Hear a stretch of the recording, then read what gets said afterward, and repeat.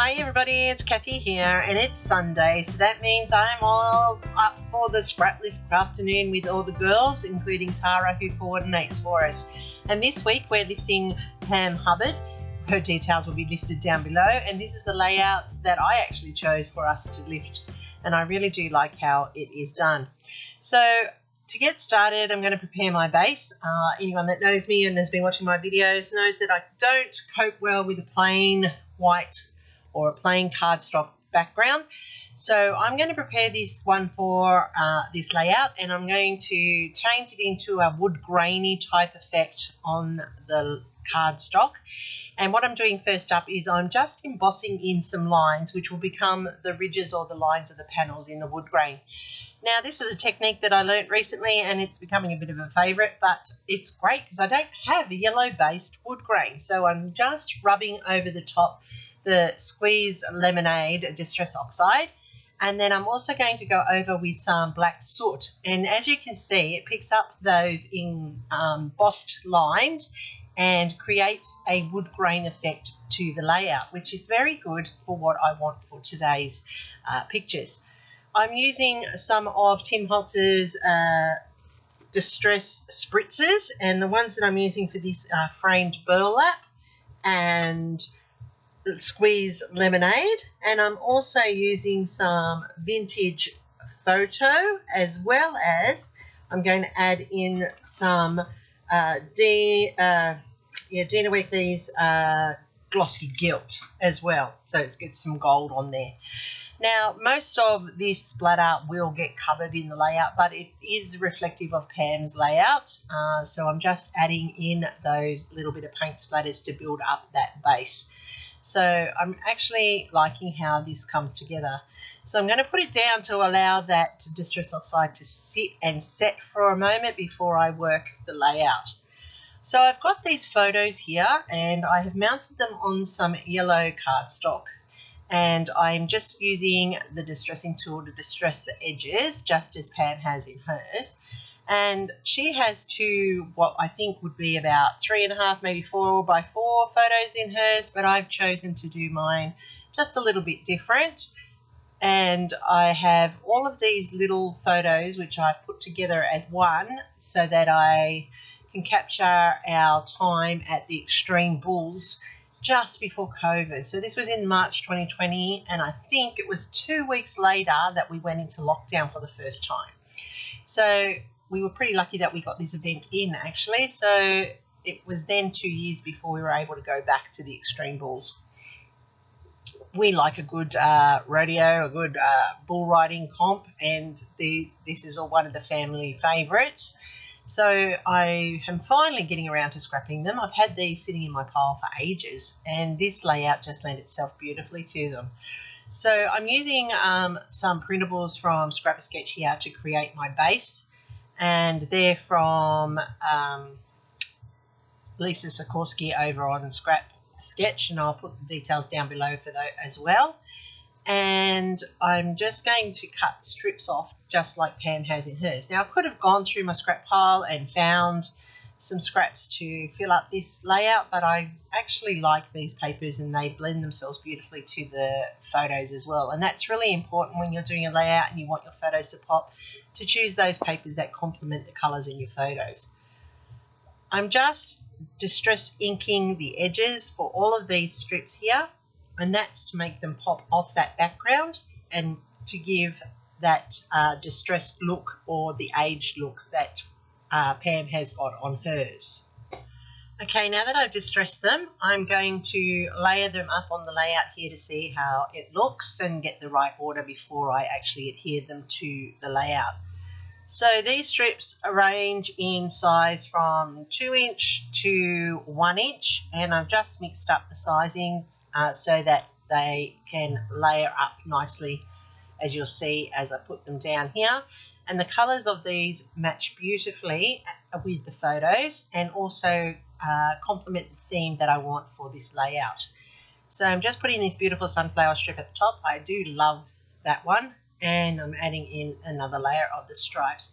So as you can see, when I put the photos against them, the photos pop and the papers complement. So now that I'm happy and I know how it's going to look, I'm just going to go off screen and adhere that into place, as you can see here. I did trim down the left-hand side because I don't want them sticking out of the photos, and just as Pam has done on hers, I wanted to keep it true.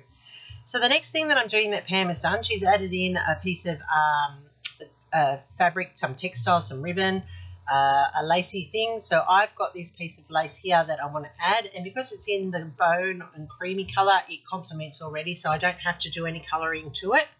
And what I have done, I've put down the double-sided tape and then ran a thin line of glue over the top just to make sure that it stays in place. And it is a little bit long there, and as I do the photos I realise I could have done it a bit shorter, but it doesn't matter because I will pop up the photo and it will fit beautifully on the page. So there's the textile added to the layout just as Pam has on hers, and now I can put the photos into place. Now when you're layering up across lots of layers, it's really good that you do adhere your photos quite well, because over time they will lift if they're not just stuck down nicely. So that's why I've put 3 strips for this one. Now you can see that my photos are in place. I am now going to start embellishing it, and these two are from Lisa's Scrap Sketch collections, and as I said, I will put all the details down below for you if you're interested to go across and have a look. They just fitted beautifully for the theme and the concept that I wanted to go with on this layout. So I have these sunflowers here that I am just going to layer in on the side here. And I've got some die cut leaves. These are ash leaves, and I'm just going to add those in underneath to add some interest and extend that cluster. There's a little bow down on the wheel, and so I've got a bow to go over to the left.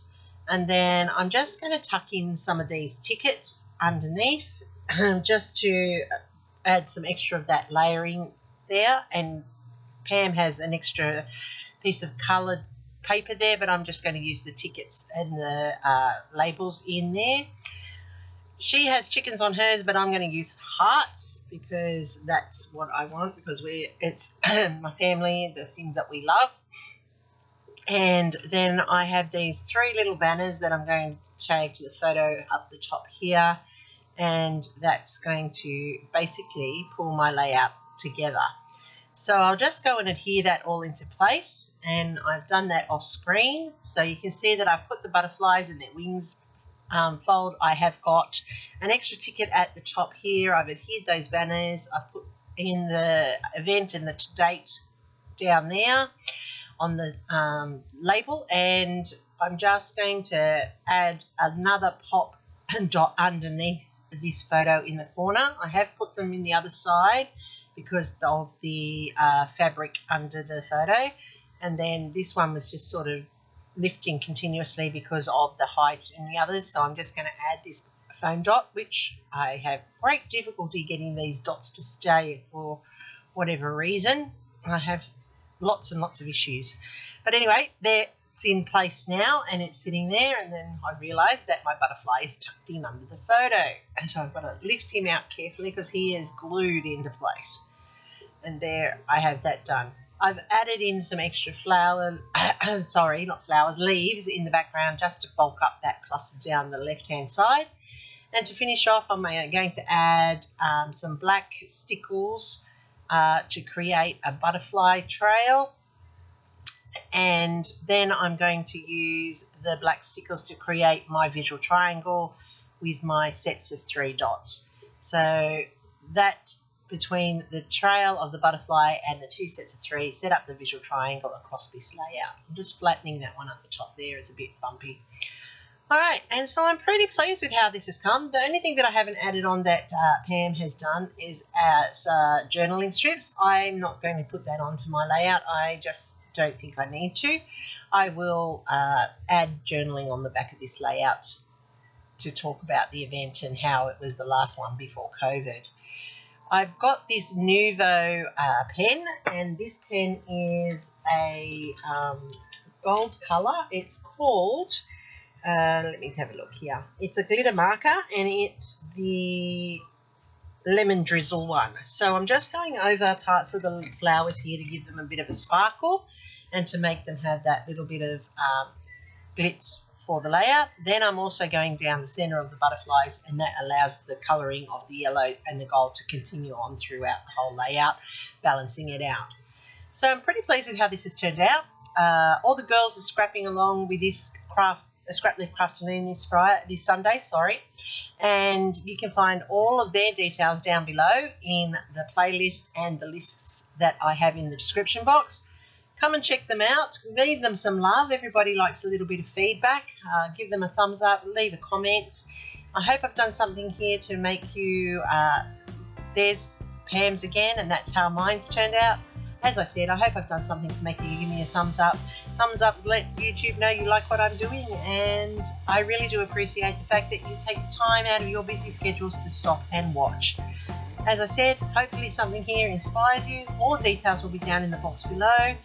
Don't forget to come back next Sunday, and here is the next video that I think you should be watching. Happy scrapping till next time. Catch you soon.